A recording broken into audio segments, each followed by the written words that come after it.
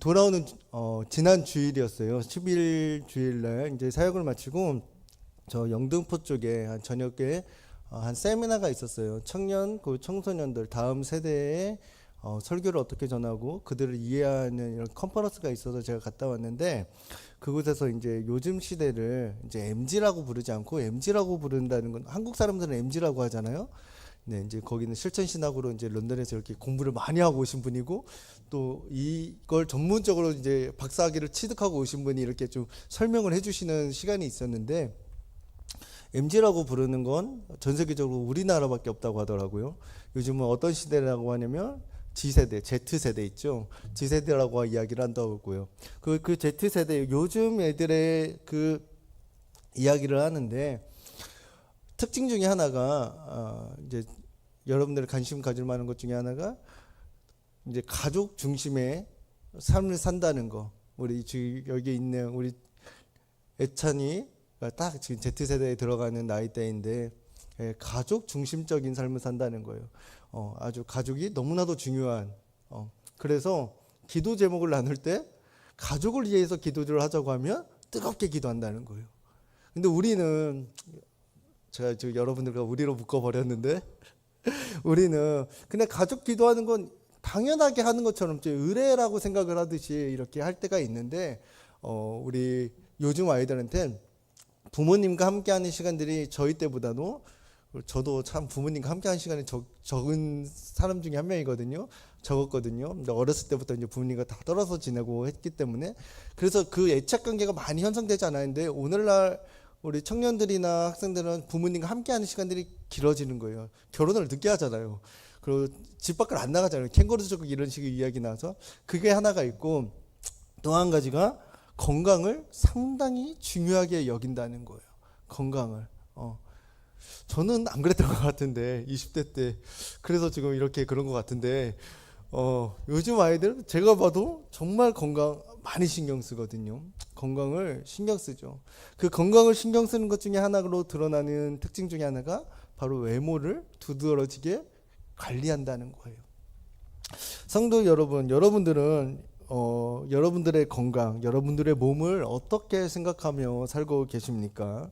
세상은요, 요즘 아이들에게 말하는 것처럼, 세상 우리 아이들이 듣는 것처럼, 야, 건강이 최고야, 건강이 중요해, 네 몸 네가 관리해야 돼, 몸 함부로 굴리면 안 돼, 이런 이야기들을 해요. 그러니까 결국 네 몸 네가 챙겨라. 왜요? 네 몸은 누구 거니까? 네 몸이니까, 네 거니까. 이런 이야기를 합니다. 여러분들도 내 몸은 내 겁니까? 우리 집사님들, 권사님들, 자기 몸 자기 겁니까? 대답을 못 하시겠죠? 내 몸 같기도 하고 아닌 것 같기도 하고, 생각은 내 몸 같은데 대답은 아니라고 해야 될 것 같은 이런 눈치가 이제 있으시니까요. 이 성경은 뭐라고 말하는지 볼까요? 성경은요, 6장 오늘 본문에서 이렇게 이야기합니다. 19절부터 20절에 이렇게 이야기를 해요. 너희 몸은 너희가 하나님께로부터 받은 바 너희 가운데 계신 성령의 전인 줄 알지 못하느냐? 너희는 누구의 것이 아니래요? 너희의 자신의 것이 아니라, 20절에 값으로 산 것으로 되었으니, 주님이 여러분들의 몸을, 우리의 몸을 샀다고 이야기를 합니다. 특별히 그리스도인들은 더더욱 이 말을 귀담아 들어야 됩니다. 주님께서 우리의 몸까지, 우리의 지체까지도 다 사셨기 때문에 이제 우리가 누구 겁니까? 주님의 것이라는 거예요. 이제 이 사실을 믿느냐 안 믿느냐가 오늘 설교를 듣는데 의미가 있느냐 없느냐의 차이가 납니다. 그리고 이 오늘 말씀을 통하여, 이전에는 내가 나의 몸에 대해서 생각하지 않았는데, 소유에 대해서 생각하지 않았는데, 이제 내 몸의 소유가 하나님 것이라는 그런 인식이 생긴다면 하나님이 주시는 은혜를 제대로 받은 거예요. 그리고 이미 내가 하나님의 주신 그 몸이라는 사실을 깨닫고 있으셨던 분이더라도, 오늘 하나님이 주시는 이 말씀을 통하여, 그리고 이 고린도서에 통해서 우리에게 주시는 메시지를 통해 삶의 또 다른 부분을 발견하게 된다면, 그건 역시 하나님이 주시는 귀한 은혜가 됩니다. 여러분들 지금까지 내 몸을 내 마음대로 할 수 있는 것, 내 것이라고 생각했다면 이 말씀을 한번 들어보십시오. 마태복음 6장 27절에 주님께서는 이렇게 말씀하십니다. 너희 중에 누가 염려함으로 그 키를 한 자라도 더 할 수 있겠느냐. 네, 우리가 아무리 애를 쓰고 고생을 하고 염려를 하고 노력을 해도 내 키 내가 키울 수 있다고 합니까? 없다고 합니다. 정말 없죠. 때로 이런 표현이 그런가? 다리를 부셔가지고 이걸 다시 막 거기다 철을 박지 않는 이상 그런 수술이 있기는 하잖아요. 그런데 자기 스스로 내 몸을 어떻게 가누지 못합니다. 내 몸이 내 것이라고 생각하더라도 그거는 현실적으로 봤을 때 그렇지 않다는 거예요. 키 하나 내 마음대로 키우지 못하고 내 몸 내 거라면 우리에게 병은 있어서는 안 되는데 그 병이 지병이 질병들이 내 뜻과 무관하게 내 몸인 것 같지 않게 내 소유 내 말을 정말 안 들어서 키도 안 크고 더 크고 싶은데 살도 안 빠지고 그죠? 그리고 아프지 않았으면 좋겠는데 아픈 일들이 일어난다는 거예요. 이것을 보면 내 몸이 내 것이라고 온전하게 말할 수 없다는 것이죠. 여러분들은 여러분들의 몸을 하나님의 것이라 생각하며 관리를 하셨습니까? 아니면 그냥 아픈 거 싫어서 관리를 하셨습니까? 그렇다면 바울은요, 오늘 이 고린도서를 통해서 이 메시지를 너희의 몸은 네게 아니라 고린도 교회에게 하는 말이겠죠. 고린도 성도들에게 너희게 아니라 하나님의 것이다 라고 이야기하는 이유는 무엇일까요? 우리가 지난주에도 저와 말씀을 들을 때 고린도서 말씀을 계속해서 들을 거고 우리 여기 있는 청년들도 제가 지난주였죠. 우리 고린도서를 통해서도 계속해서 지금 말씀을 나누고 제가 묵상하면서 선포를 하고 있는데요. 이제 고린도 교회의 특징을 좀 아셔야 돼요. 이제 기억이 나십니까? 항구 도시고 돈이 많았어요. 그리고 뭐가 성적으로 아주 문란한 도시였습니다. 그곳에는 아프로디테 신전이 있어서 아프로디테에 있는 사제들이 내려와 그들과 그 성관계를 갖는 게 그 아프로디테 성전에 있는 신성한 의식이었어요. 그러니까 그들은 그걸로 통해서 매춘행위를 통해서 그 신전은 돈을 벌었었고 그 사람들은 그 성적인 문란에 아주 노출되어 있었던 것이죠.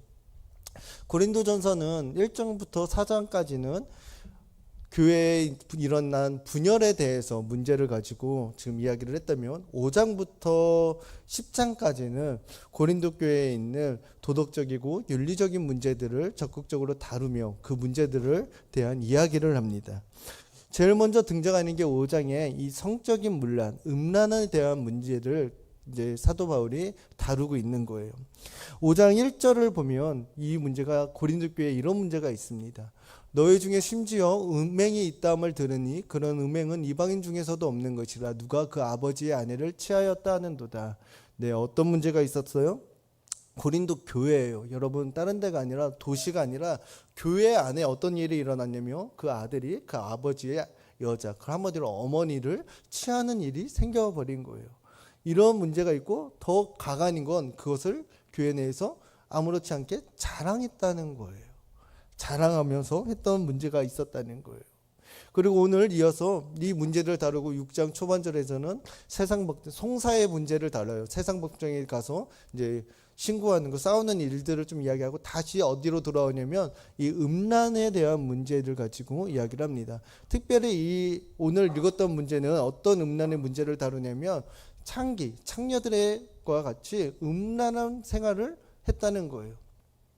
고린도 교회 성도들이요.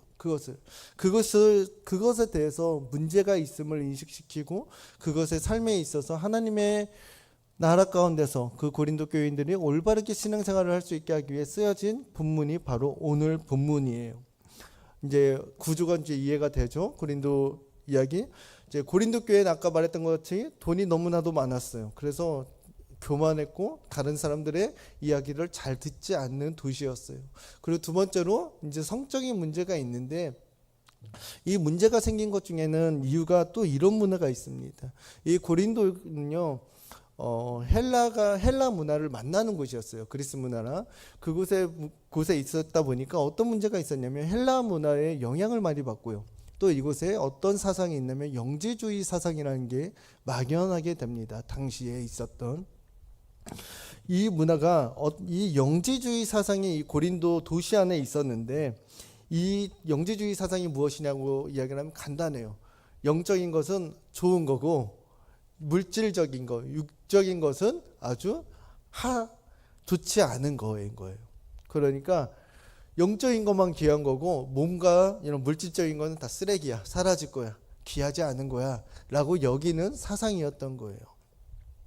이런 문화가 고린도 교회, 고린도 안에 있었는데, 고린도 도시 안에 퍼져 있었는데, 이 문화가, 이런 사상이 고린도 교회에도 있었던 거죠. 그들은 이렇게 생각하는 겁니다. 마음만 깨끗하면 된다. 은혜 안에 있으면 무엇을 해도 괜찮다. 왜냐면 이 몸은 어차피 썩어 없어질 것이니까. 다시 말해 그들은 이런 사상에 젖어서 정신승리를 거두고 있었던 거예요. 고린도 교회는 복음을 받은 교회거든요. 사도 바울이 가서 거기서 교육을 시키고 복음을 전했어요. 그런데 그 복음이 들어갔다고 해서 그들이 그 전에 있었던 삶에 있었던 문화와 그 주위에서 완전히 탈피됐던 게 아닙니다. 그래서 그 복음을 이해하고 생활하는 데 있어서 자꾸만 잘못했던 문제들이 발견하게 된 거죠. 그런 일이 일어나게 되는 거고요. 오늘날 우리도 이런 모습들이 꽤 많이 있습니다. 예수를 믿기 전에, 주님을 믿기 전에 당연하게 이 세상 풍조에 젖어 있었던 것을 가지고 와서 복음 안에서 대충 얽어버리는 거예요. 그리고 자기를 합리화시키며 이 정도면 예수 잘 믿고 있는 것이다 라고 이야기를 하는 것이죠. 고린도 교회가 지금 딱 이런 상황이었어요. 우리가 보기엔 그게 이해가 됩니까, 여러분? 지금 이런 성적인 문란이 일어나고 자기 아버지의 여자를 취하고 그것을 교회 안에 자랑을 하고 다니고, 교회 안에서 창녀들과 같이 어울리고 그런 성적인 문란을 일으키고 그 교회 안에서 떳떳하게 자리를 차지하며 이야기했던 이 문화가 여러분들 이해가 가시나요? 이해가 가지 않죠. 그런데 당시에 이 고린도 교인들은요, 당연하게 여겼다는 거예요. 왜요? 그 시대에 젖어 있었던 사상이 남아 있었기 때문에요. 오늘날 우리도 이런 위험에 노출되어 있다는 거예요. 세상 가운데 물질 만능주의, 외모 지상주의, 얼마나 많이 이 세상 가운데 젖어 있는 풍조입니까? 이런 것에 젖어서 우리 역시도 복음은 들었지만 이 정도면 나는 충분히 잘하고 있다라고 생각하는데, 저 제3세계에 있는 다른 곳에 있는 우리와는 전혀 문화가 다른 곳에서 복음을 받아들인 사람이 봤을 때는 정말로 말도 안 되는 신앙생활을 하고 있다라고 생각할 수도 있다는 것이죠. 그래서 우리는 어디로 찾아가야 됩니까? 항상 세상에 본받지 말고, 이 세대들을 본받지 말고 무엇을 분별해야 돼요? 하나님의 선하시고 온전하시고 기뻐하신 뜻을 분별할 수 있어야 되는 거예요. 사랑하는 여러분, 오늘 이 시간 이 세대를, 이 시대를 분별할 수 있는, 하나님의 뜻을 분별할 수 있는 지혜가, 성령의 역사가 여러분들에게 있기를 간절히 소망합니다. 아멘. 고린도 교회에 이런 문제가 있어서 그들은 이야기를 합니다. 우리가 이런 문제를 저질러도 아무런 문제가 없다고요. 영지주의 사상으로 인해서 영적인 것은 좋은 거고 육적인 것은 하찮은 것이니까 관리하지 않아도 된다. 그리고 헬라주의 문화에서는 영적인 것은 영원하지만 육적인 것은 소멸하는 것이기 때문에 굳이 이 육신을 너무 잘 가꾸고 그것을 너무 귀하게 여길 필요 없다라고 생각했던 게 헬라 문화 중에 하나거든요. 그러니까 이제 아름다움만 중요한 거예요. 아름다운 것만. 헬라 문화에 있어서 이 육체는 아름다운 거. 그래서 젊었을 때 이제 이게 다 그 문화에 젖어드는 사상이 있는 건데, 아름다운 것을 쫓다 보니까 언제 가장 아름답냐? 소년이 몸이 가장 아름다운 거예요. 그러다 보니 그들이 무엇을 해요? 동성애를 하기 시작합니다. 그런데 그 문화가 어떤 문화까지 들어가냐면, 어른들이 그 남자, 이게 성인이 한 게 아니에요. 그들은 아름다운 걸 쫓기 때문에, 그게 선한 거기 때문에 헬라 문화 가운데서는, 그래서 소년들, 가장 육체적으로 아름답다고 하는 사람들을, 그 소년들을 사서, 몸종으로 사서 그것을 취하는 것을 오히려 선하다고 여기는 문화가 있을 정도였던 거예요. 그런 시대 가운데서 지금 고린도 교회에 이런 성적인 문란이 막 일어나고 있어요. 그래서 그들에게 이야기를 하는 겁니다. 12절을 볼까요? 고린도 사람들이 이렇게 자신들을 변명해요. 모든 것이 내게 가하다. 모든 것이 내게 다 가합니다. 뭐가 문제입니까? 영적인 것만 깨끗하면 되죠. 복음 잘 읽고 내 영혼만 구원하면 되지. 그것만 중요한데 이 몸으로 무엇을 하는 것은 그것은 다 괜찮은 겁니다. 어차피 사라질 거잖아요. 내 마음만 잘 지키고 정신만 잘 지키고 당신이 말하는 예수 그리스도의 복음만 내가 똑바로 믿고 있는 거면 되는 거 아닙니까? 라고 말하는 거예요. 그들이 말하는 논리가 그건 거예요. 그러나 사도 바울은 그것을 듣고 이렇게 이야기를 해요. 모든 것이 가하기는 맞다. 그러나 그 모든 것이 가하나 다 유익한 것은 아니다 라고 이야기를 하죠. 사도 바울은 지금 철저하게 그 고린도 교인들이 갖고 있었던 그 사상과 그들의 논리를 가지고 그들이 무엇이 잘못되고 그 가운데 어떤 은혜가 있어야 되는지 이야기를 하는 거예요. 모든 것이 가한 것과 모든 것이 유익한 것은 전혀 다른 이야기죠. 우리가 독약이 먹을 수는 있어도 그것을 몸에 유익하지 않기 때문에 먹지 않는 것처럼 그것은 너희들이 모든 것이 가하기 때문에 다 한다는 것, 그것은 올바른 논리가 아니다라고 이야기를 해요. 그리고 그들이 쓰는 말을 이용해서 또 그들의 그 잘못된 생각을 고치는데 그 13절에 나와 있습니다. 13절에 이제 이거는 이걸 좀 이해를 못하면 이 말이 잘 이해가 되지 않는 말일 텐데 13절 우리 다 같이 읽어볼까요? 시작. 음식은 배를 위하여 있고 배는 음식을 위하여 있으나 하나님은 이것저것을 다 패하시리라. 몸은 음란을 위하여 있지 않고 오직 주를 위하여 있으며 주는 몸을 위하여 계시느니라. 네, 이게 무슨 말이냐면 말씀 잠시만 띄워주시겠어요? 무슨 말이냐면 음식은 배를 위하여 있고 배는 음식을 위하여 있다라고 누가 말하면 고린도 교인들이 말하는 거예요. 음식은 왜 있대요? 배를 위해서 있고 먹는 배. 이 배는 그럼 왜 있대요? 음식을 위해서 있는 거라는 거예요. 그러니까 이들이 말하는 거예요. 음식을 우리가 먹는 이유는 뭐냐? 우리의 몸 가운데 배가 있으니까 이 배를 채우려고 음식을 먹는 거고, 그렇게 따지면 이 음식이란 것도 결국 이 배를 위해서 있는 거니까 우리가 먹는 게 당연한 거고 본능적인 것이다. 그와 마찬가지로 그들이 말하는 건 그러면 음란에 해당하는 사람의 본능은 무엇입니까? 이 먹는 건 식욕이라고 하면 음란과 관계되는 본능은 뭐가 있죠? 욕구는 성욕이겠죠.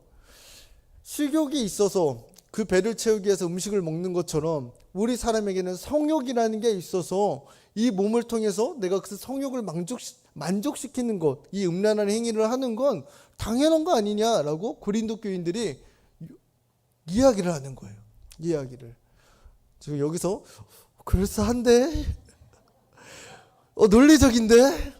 이렇게 넘어가시면 그것 때문에 이제 사도 바울이 이야기를 하는 거예요. 그들의 논리는 이제 그렇게 이야기를 하는데 그때 딱 이야기를 하는 거죠. 우리 13절 다시 한번 보여주시겠어요? 그 뒤에 거. 이제 그들의 논리를 갖고 사도 바울이 그들이 했던 말을 갖고 이제 다시 반박을 하는 거예요. 몸은 음란을 위하여 있지 않고 오직 주를 위하여 있으며 주는 몸을 위하여 계시느니라 라고요. 너희들의 전제가 잘못됐다는 거예요. 전제가. 음식을 먹기 위해 배가 있는 것이 아니라 이 몸 전체는 무엇을 위해 있다고 그래? 너희들은 그 본능에 따라 이야기를 하지만 그것 자체가 틀린 거야. 몸은 누구를 위해 있는 거라요? 주를 위하여 있는 거야. 그리고 심지어 주 역시 무엇을 위해 있대요? 우리의 몸을 위해 있다는 거예요. 우리의 몸을. 이게 이해가 가십니까? 하나님이 여러분들에게 은혜를 주실 때 어디에 은혜를 주십니까? 뭘 통해서 은혜를 주십니까? 여러분들의 몸을 통해서 은혜를 주시잖아요. 영적인 것도 마음의 감동도 주시지만 우리의 몸 가운데도 우리의 육체를 통해서도 하나님의 은혜를 주신다는 거예요. 사랑하는 여러분, 이 사실을 믿으십시오. 우리의 몸은요, 누구를 위해서 있는 거라고요? 주를 위해서 있다는 거예요. 주님은 다시 말하면 주님은 우리의 몸을 상당히 귀하게 여기시고 있다는 말입니다. 우리의 몸은 내 거가 아니라 하나님의 것이다. 자, 이것을 받아들이지 않으면, 이것을 믿지 않으면 오늘 사도 바울이 말하는 것은 전혀 이해가 가지 않는 말이에요. 전혀. 오히려 이 고린도 교인들과 마찬가지로 똑똑한데 하면서 그들과 같이 몸을 대할 수 있다는 것이죠. 그들은 그 결과 어떻게 돼요? 실제로 몸을 함부로 대합니다. 고린도 교인들은요. 자기의 본능에 따라서 만족시키기 위해서 자신의 몸을 막 쓰는 거예요. 그러다 보니까 어떤 일이 벌어졌대요. 5장 1절에 있었던 것처럼 자기의 부모에 취하는 일이 일어나고 그것을 자랑스럽게 창기를 가지고 창녀와 합하는 일들이 일어나고 이런 일들이 일어나게 되는 거예요. 이게 무엇 때문에요? 다른 게 아니라 내 몸의 소유를 내 것이라고 생각하기 때문에 일어나는 거예요. 그러면 왜 우리의 몸은 하나님의 소유일까요? 하나님의 소유일까요? 그냥 덮어놓고 믿어 이걸까요? 네, 우리는 이 사실 때문에 그렇습니다. 창세기 2장 7절에 우리는 창조의 원리를 믿죠. 여호와 하나님이 땅의 흙으로 사람을 지으시고 생기를 그 코에 불어넣으시니 사람이 무엇이 되요? 생명이 넣으니라. 우리가 누구로부터 창조되었기 때문에요. 하나님으로부터 창조받았고 하나님의 그 생기가 우리 가운데 들어있기 때문에 우리의 몸은 누구 것이요? 하나님의 것이다 라고 이야기를 해요. 그런데 오늘은 좀 더 고린도에서는 이것을 신약에서는 단순히 이 창조의 원리로만 들어오는 것이 아니라 구속사와 관련돼서도 이야기를 합니다. 왜 우리가 우리의 몸이 하나님의 것이냐? 우리의 몸이 고린도전서 6장 우리 20절 한번 볼까요? 왜요? 값으로 산 것이기 때문이에요. 주님이 우리를 값으로 사셨다 그래요. 사셨다. 우리의 몸을요.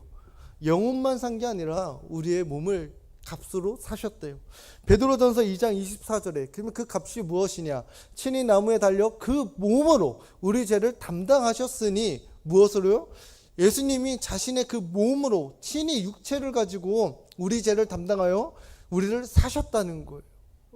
주님이 우리의 몸을 사기 위해서 여러분 거래란 사셨다고 표현이 되어 있죠. 거래란 이게 정당한 대가가 있어야 되는 겁니다. 예수님은 뭘 지금 지불하신 거예요? 자신의 육체까지도 자신의 몸까지도 지불하셔서 우리의 몸 역시도 사셨다는 거예요. 여러분 왜 우리의 몸을 사는 게 이렇게 중요할까요? 우리가 부활할 때 어떻게 부활하죠? 영혼으로만 부활하나요? 아니요. 우리는 육체 신령한 몸을 가지고 부활을 합니다. 예수님께서 십자가에 달려 죽으시고 부활하셨을 때 무엇으로 부활하십니까?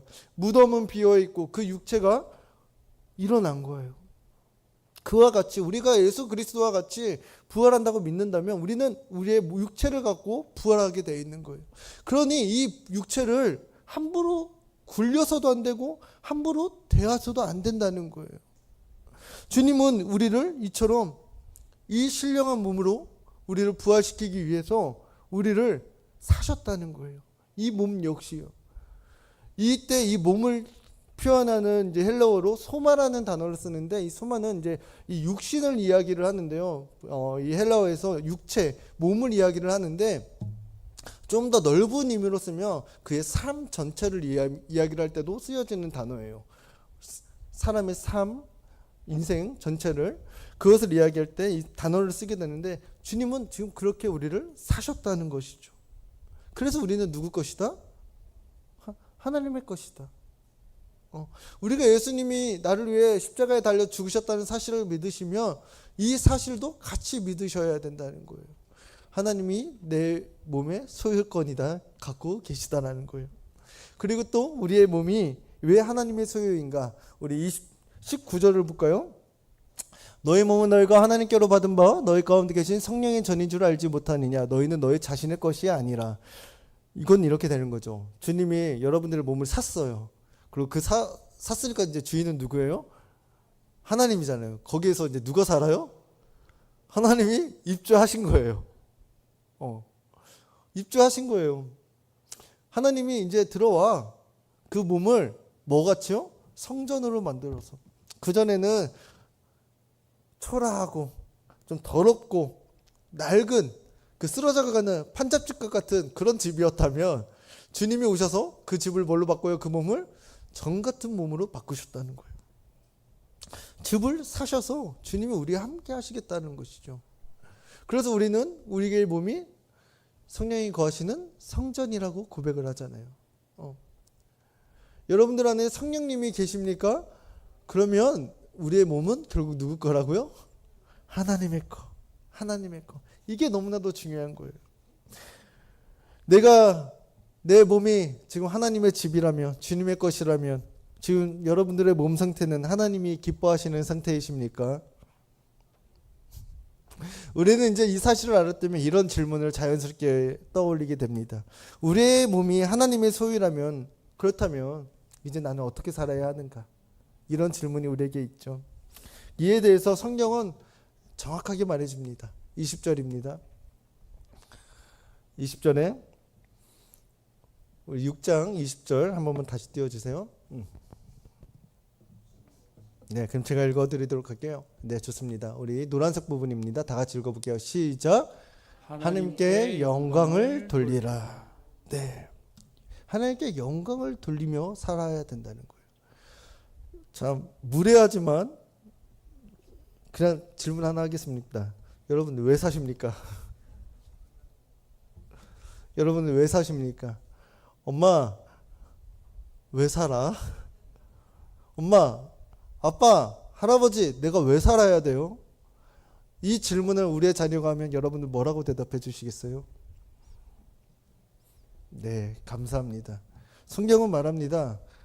하나님의 영광을 위해서 사는 것이라고요. 여러분, 이 인생의 정답을 놓치지 마십시오. 삶의 방향을 잡아주는 아주 귀한 성경이 우리에게 주는 진리이자 보물입니다. 이야기하셔야 됩니다. 하나님의 영광을 위해서 살아야. 하나님의 영광을 위해서 살아라. 당장은 이해하지 못할지라도 그 자녀들에게는요, 어느 순간 그것이 삶의 길을 잃었을 때, 세상에 헛된 것을 마주했을 때 이 사실이 삶을 살아가는데 큰 이유가 됩니다. 단순히 위로로 삶을 지탱해 나가는 게 아니라요, 하나님의 영광을 위해서 사는 삶은 진취적이고 도전적이고 그 신앙에 승리하는 삶으로 바뀌게 된다는 거예요. 여러분 역시 이 진리를 가지고 지금 이 순간에도 하나님의 영광을 위해서 살아가십시오. 근데 무엇으로 영광을 돌리래요? 몸으로 돌리라는 거예요. 영광이란 무엇일까요? 영광이란 하나님의 존재가, 하나님의 성품이 이 세상 가운데 드러나는 겁니다. 지금 우리 집사님 몸에 하나님의 영광이 있습니다. 마음속에 하나님 진짜 최고, 하나님은 정말 너무 좋아. 근데 그것을 보고 사람들이 알 수 있을까요? 마음속에 있는 걸 모릅니다. 가만히 있을 때는. 그거는 하나님께 영광을 돌리는 삶이 아닙니다. 여러분들 가운데 하나님이 최고고, 하나님이 좋고, 하나님이 창조주 되시고, 하나님이 하나님 되심을 믿고 있는데, 그게 세상 가운데 그 믿음이 여러분들의 살아가는 방식으로 인해서, 여러분들의 말로 인해서, 여러분들의 그 친절함과 다정함으로 인해서 하나님이 살아계신 걸 세상 사람들을 봤을 때, 아, 하나님이 저렇구나, 저런 분이구나 라는 것을 보게 되는 게 영광을 드러내는 삶이라는 거예요. 뜬구름 잡듯이 그냥 있는 게 아니라 정말 하나님이 살아 계시구나 라는 걸 실체화시키는 게 영광을 드러내는 삶이라는 거예요. 이번 청년부 수련회 때 이제 우리가 일상 속에서 이제 미션들을 줬는데, 그 미션 중에 하나가 이거예요. 코인 노래방에 가가지고 찬양을 불러라. 애들하고. 그리고 거기서 끝나면 안 되겠죠. 그리고 그 찬양하는 걸 릴스로 만들어, 동영상으로 만들어서 우리 친구들이 다 보는 인스타에다 스토리로 올려라. 사람들이 다 볼게. 처음에 그것을 준비하는데 청년이 그거 안 하면 안 돼요. 준비하는 그거 그냥 목사님한테만 보내면 안 돼요. 영상 창피하니까. 세상 사람들이 안 믿는 사람들한테 왠지 너무 티내는 것 같고 구닥다리 같아 보이니까 노래방까지 가가지고 찬양을 부른다고? 이해가 가지 않으니까. 그런데 제가 어떻게 했겠습니까? 올려라. 올려라. 해라. 그래서 거기다 걸었죠. 이걸 다 해야지 너희들 저녁 식사비를 준다. 밥을 먹으려면 해야죠. 그래서 아이들이 해서 올렸습니다. 애들이 해서 올렸어요. 그런데 친구가 이제 수련회가 끝나고 나서, 수련회가 끝나고 이제 이번 주일이죠. 이렇게 셀별로 모여가지고 수련회에 대해서 이렇게 이제 나누는 시간들이 있었어요. 나눔들을 하는 시간들이 있는데 그 중에 이제 제가 이제 리더들에게 그 들었던 내용이에요. 자신도 놀랐는데 누가 이런 이야기를 했다는 거예요. 자신이 그 스토리에 올렸는데 인스타에 올렸는데 친구가 그걸 보고 야, 너 교회 다녀? 너 다니는 교회가 어디야? 궁금하다라는 이야기를 했다는 거예요. 이런 게 하나님께 영광을 돌리는 삶이라는 거예요. 그냥 단순히 교회 안에서 있으면서 그냥 자기 혼자서 이렇게 살아가는 게 아니라 자기 만족을 위해서 신앙생활을 하는 게 아니라 하나님이 드러나게 하는 게 하나님께 영광을 돌리는 삶이라는 거예요. 그 청년은 지금 청년들은 뭐 갖고 영광을 돌렸어요? 자기 몸으로 노래를 불리잖아요. 몸으로 올리잖아요. 몸을 써서 실제적으로 해서 하나님께 영광을 돌리는 일, 하나님을 선포하는 거예요.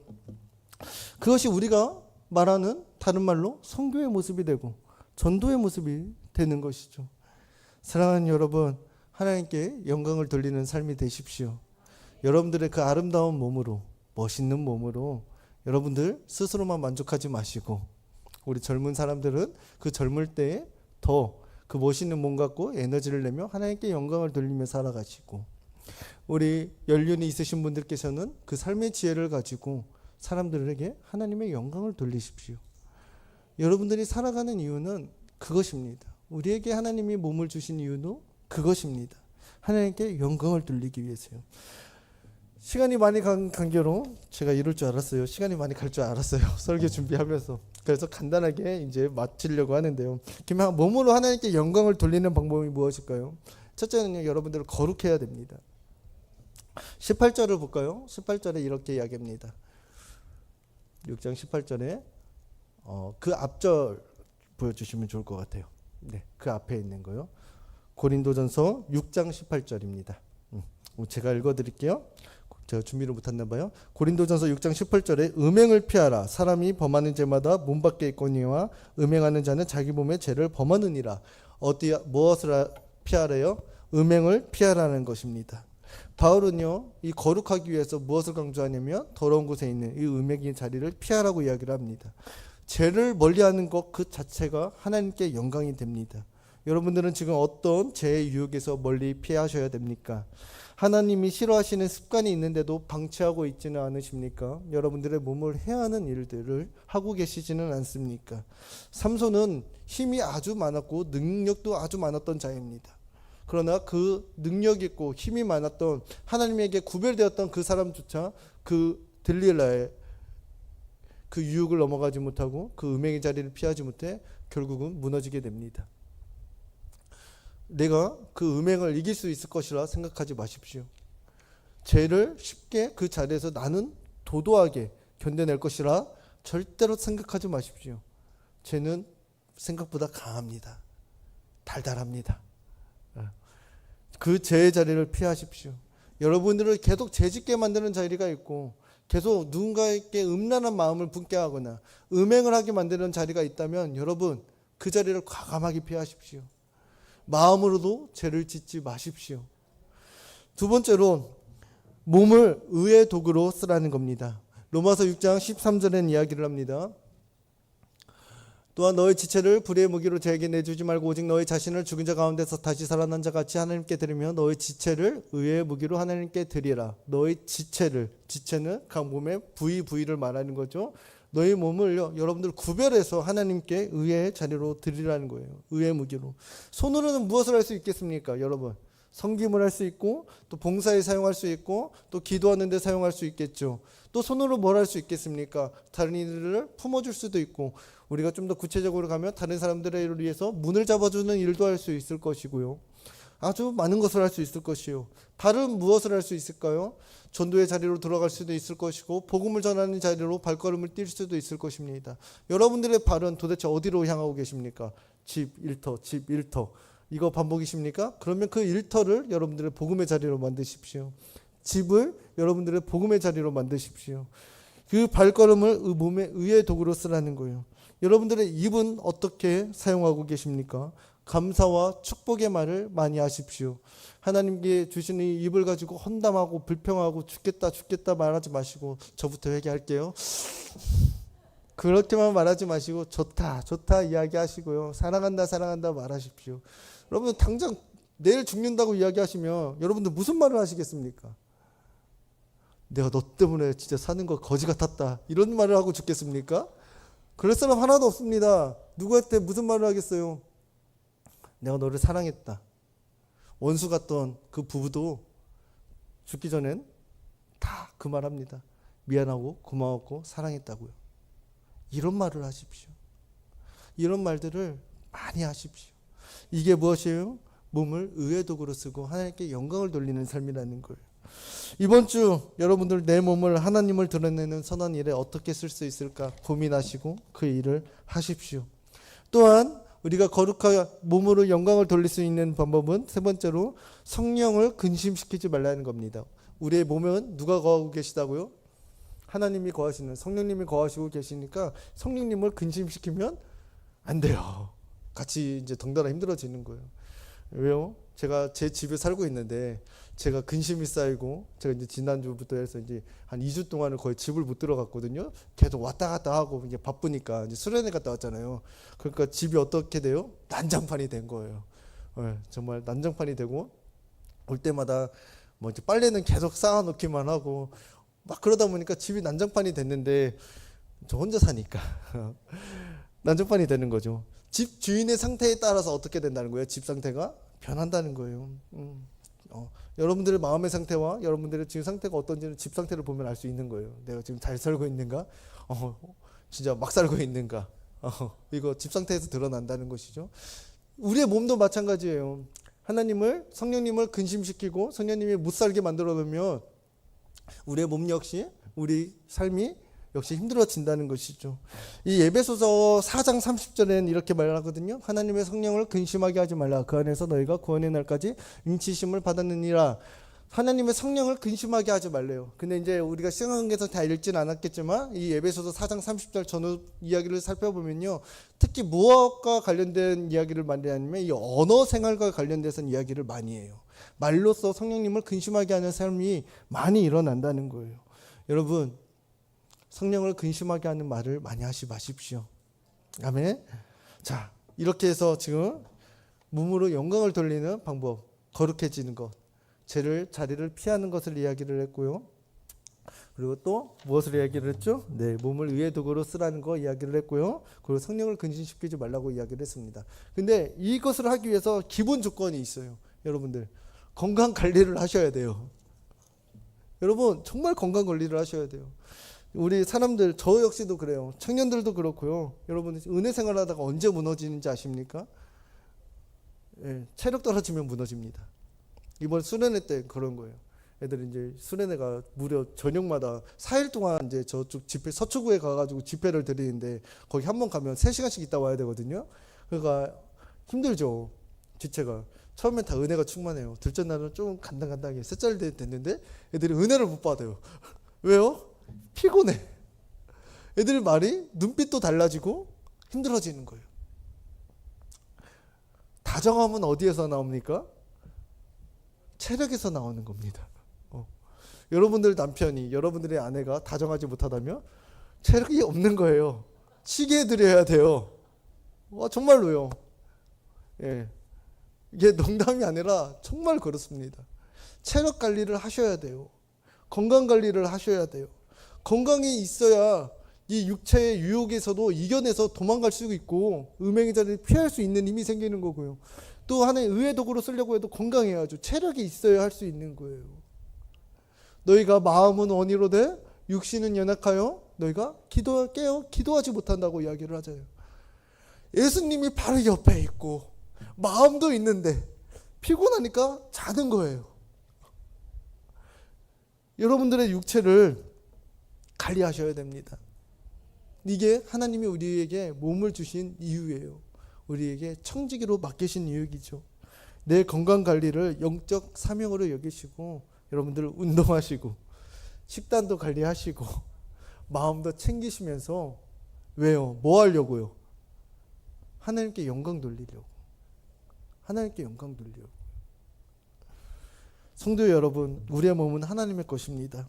그리스도께서 십자가에서 몸으로 피를 흘리셔서 우리를 사셨어요. 그렇다면 우리의 몸을 함부로 대해서는 안 됩니다.